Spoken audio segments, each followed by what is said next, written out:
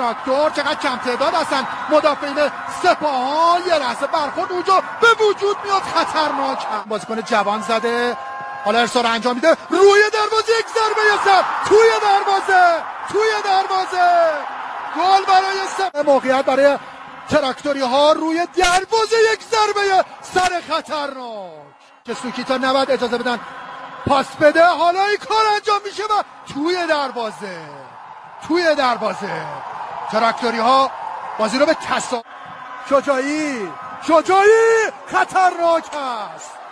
آقایی ارسال رو انجام میده، یک ضربه سر زیبا.